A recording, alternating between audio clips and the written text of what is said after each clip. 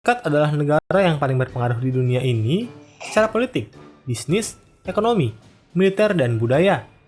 Suka nggak suka, seluruh dunia dipengaruhi oleh Amerika Serikat, apalagi pengaruh militernya. Bukan cuma armada kapal induknya yang gentayangan di semua samudera, semua lautan, bahkan pangkalan militer Amerika Serikat juga tersebar di titik-titik penting di seluruh dunia. Militer ini juga bukannya cuma untuk pajangan, tapi digunakan secara aktif. BTW gue lupa intro ya. Tadi karena ada mak gue. Oke, kembali lagi bersamaku. Dan saya adalah kreator dari Stargazer Ball Kingdom. Dan sekarang ini adalah seri America 250 episode 2. Tentang... Ini sebenarnya episode 2 nih kebagi 2 part. Ya, karena yang sesuai yang gue reaction ini part 1, part 2 kan. Ya. Ini adalah perjalanan panjang Amerika menjadi polisi dunia. Ya. Sesuai judulnya. Judul dari video yang gue reaction ini ya. Gue lupa intro karena ada mak gue ya. Mak gue nih ya, kalau gue bikin video kayak gini selalu dituduh ngomong sendiri. Itu selalu dituduh ngomong sendiri. Gue risih sih sebenarnya.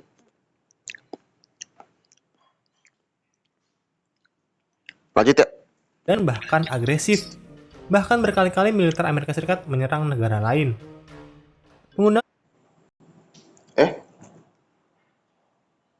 Militer ini juga dibarengi penggunaan kekuatan ekonomi dan politik untuk mengatur kebijakan negeri-negeri lain. Amerika Serikat menjadi negara yang dengan sinis disebut sebagai polisi dunia karena suka ikut campur di negara-negara lain. Mengapa? Kenapa harus ikut campur di seluruh dunia? Emangnya Amerika Serikat nggak punya urusan sendiri? Terus kenapa ya Amerika Serikat kok rela sih dicerca dan dipandang sinis oleh pihak-pihak yang menyatakan dirinya terlalu sering ikut campur urusan orang lain? Kenapa ya dia rela punya reputasi kayak gini? Bahkan kekuatan besar seperti Uni Soviet dan RRC aja masih kalah jauh dibanding Amerika. Penjelasannya emang rumit, tapi tidak serumit yang dibayangkan oleh kebanyakan orang. Nih, kasarnya, kalau mau ikut campur urusan orang lain, kita harus merasa bahwa kita punya kemampuan dan merasa harus ikut campur. Ini adalah masalah kemampuan dan niat. Jadi jawaban kasarnya adalah Amerika Serikat memiliki kemampuan dan niat untuk ikut campur urusan berbagai negara. Loh, kok bisa ya? Nah, yuk kita lihat sejarahnya supaya kita bisa tahu secara detail. Saat negara Amerika Serikat merdeka di tahun 1776, negara ini sangatlah jauh dengan negara Amerika Serikat di abad ke-21 ini. Amerika waktu itu cuma bekas koloni Inggris yang rakyatnya didominasi oleh pemukim dan imigran dari berbagai penjuru Eropa yang melarikan diri dari persekusi, konflik, dan perang. Negara Amerika Serikat ini juga berbeda dari kebanyakan negara lain dalam pandangan mereka terhadap kekuasaan negara. Karena lahir sebagai bentuk perlawanan terhadap pajak penjajah Inggris, para pendiri Amerika Serikat memusatkan perhatiannya di kekuasaan yang kebablasan sebagai akar pajak-pajak yang dirasa tak adil dan tak manusiawi tersebut. Jadinya, mereka fokus membatasi kekuasaan negara untuk mencegah terulangnya hal ini. Konstitusi mereka dibuat agar tidak ada organ negara, nggak ada pejabat yang memiliki kekuasaan yang terlalu besar. Namun akibatnya, tak ada yang memiliki kekuasaan untuk ikut campur urusan negara lain. Kelemahan politik diperparah oleh topik yang super besar, yaitu budak. Buru-buru ikut campur urusan lain. Status hukum perbudakan adalah sebab utama pertengkaran politik Amerika Serikat di awal abad ke-19. Saat Amerika Serikat memperluas wilayah dengan membeli tanah Prancis dan suku-suku Indian saja, para pejabat langsung berantem membicarakan hukum perbudakan di wilayah baru. Tidak ada kesatuan politik yang membaktikan sumber daya untuk kepentingan luar negeri Amerika Serikat, dan semua pihak sedang seru meributkan perbudakan. Bukan cuma itu, militer Amerika Serikat juga jauh sekali dari negara-negara kuat pada saat itu. Bukan cuma jumlah, tapi secara filosofis, di mana para bapak pendiri negara Amerika Serikat merasa bahwa militer adalah ancaman kebebasan dari para rakyatnya. Dari sekian banyak pendiri Amerika Serikat, cuma Alexander Hamilton yang menyadari pentingnya militer secara permanen. Para bapak bangsa lain cenderung curigaan dan gak suka eksistensi militer.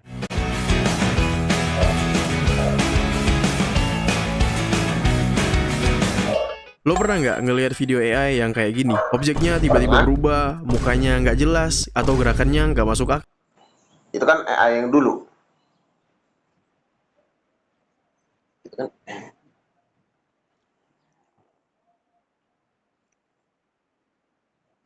Oke.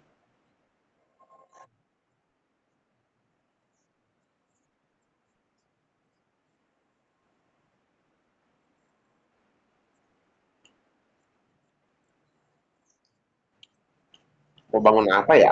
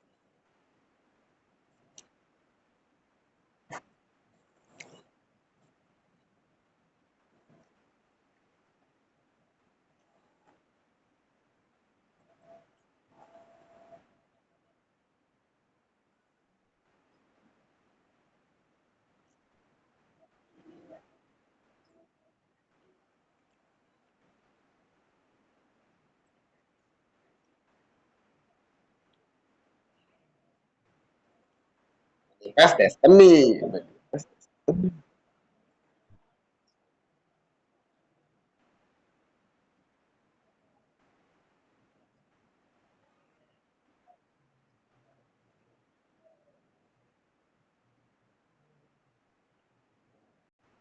Kelihatan arahnya kemana.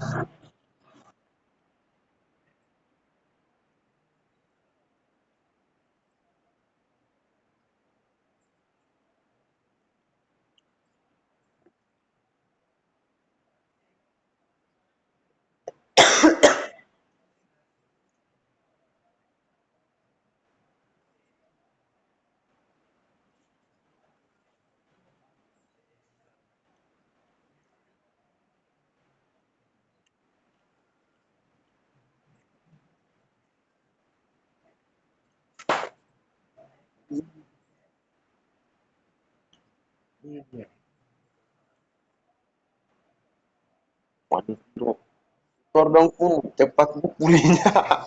Cepat.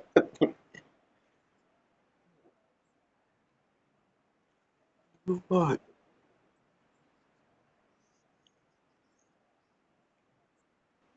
sudah saatnya. Eh.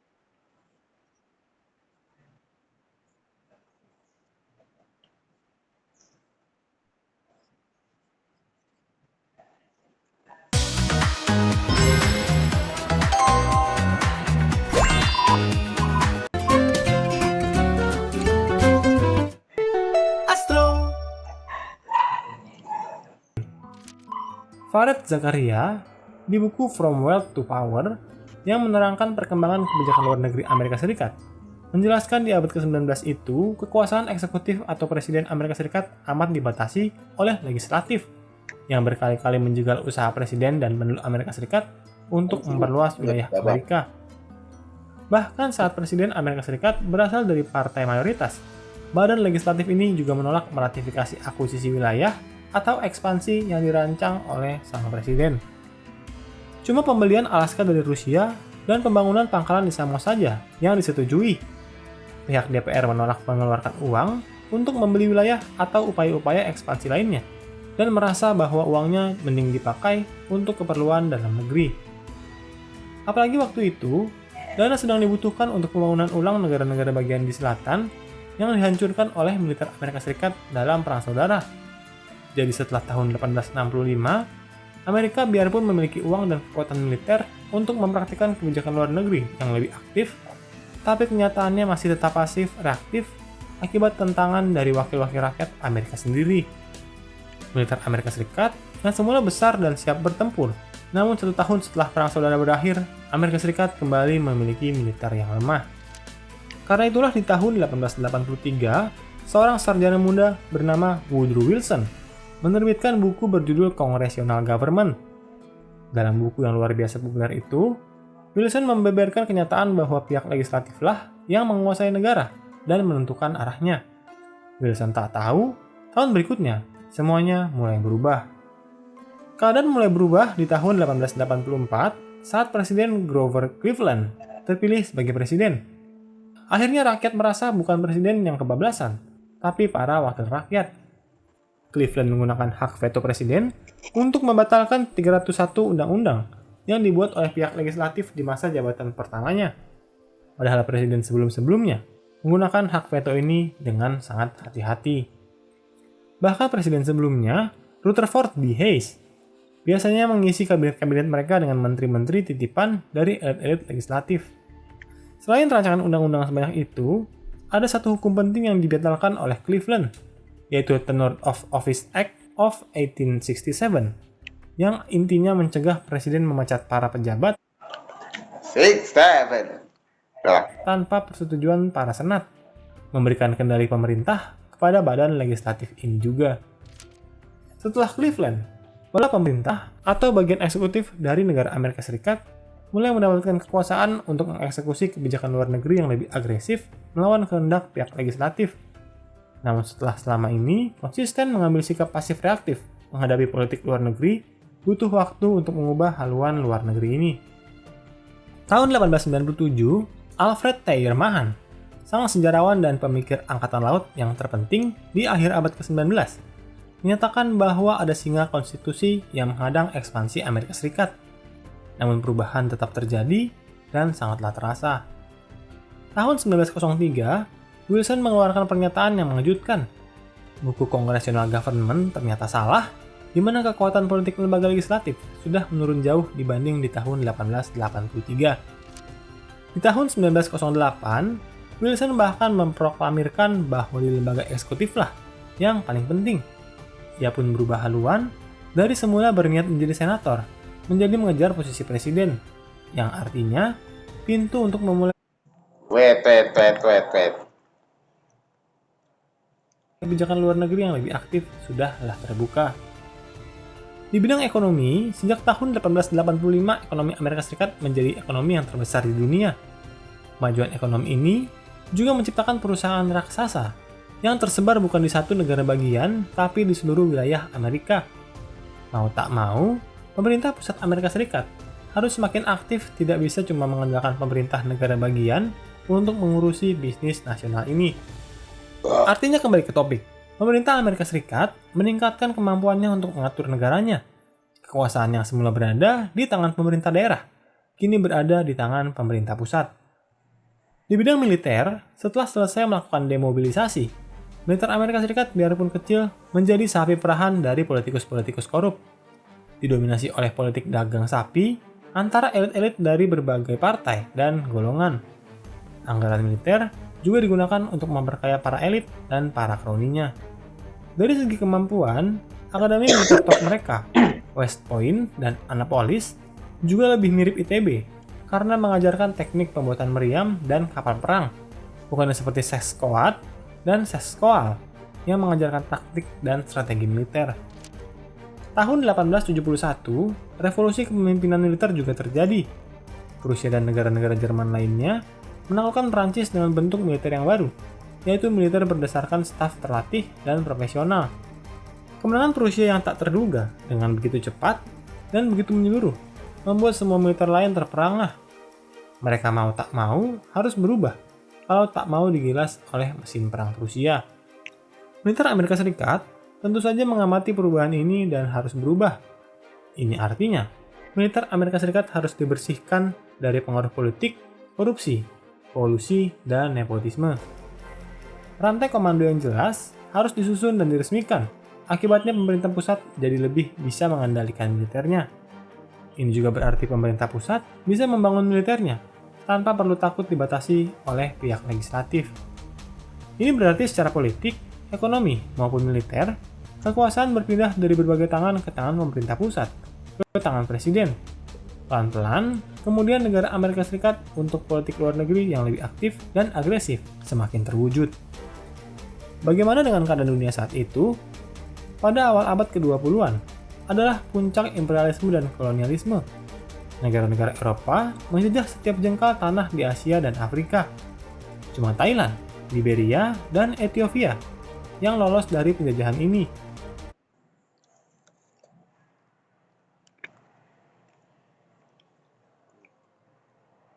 Dan urusan dalam negeri tiga negara tersebut berkali-kali dicampuri oleh negara-negara Eropa. Aku mau yang ini putih. Rakyat di atas sialan, beraninya mendambakan aku, cari mati. Siapa yang bicara?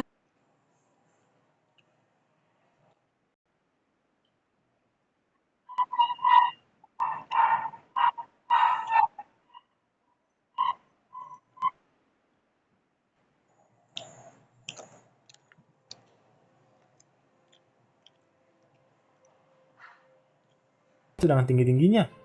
Kemampuan untuk ikut campur ini sifatnya relatif, di mana negara Amerika Serikat harus menghadapi negara-negara Eropa seandainya mereka ingin menjadi polisi dunia.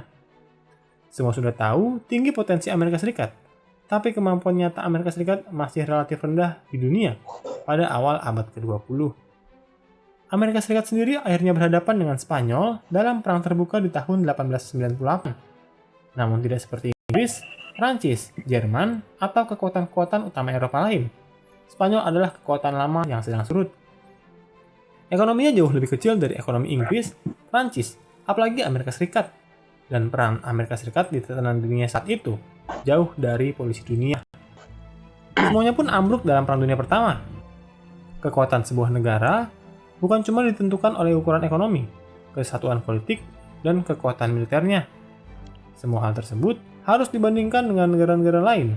Sehingga percuma jikalau punya 1 juta tentara, tapi kalau negara-negara lain umumnya punya 10 juta. Perang Dunia Pertama mengobrak-abrik semua tatanan dunia pada saat itu.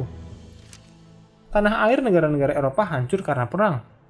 Kekaisaran Austria-Hungaria sudah terpecah belah, Kekaisaran Rusia ditelan oleh perang saudara, Kekaisaran Jerman semakin menderita kelaparan hebat, sementara Inggris dan Prancis saja bukan cuma kehilangan banyak nyawa, tapi juga banyak pabrik dan uang.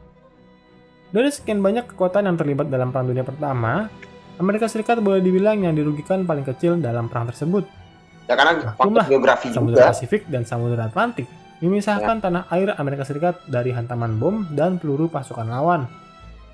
Presiden Amerika Serikat saat itu, Woodrow Wilson. Ya, Woodrow Wilson, yang sama dengan yang mengarang Congressional Government, orang yang sudah berniat menggunakan kekuasaan untuk memimpin dunia.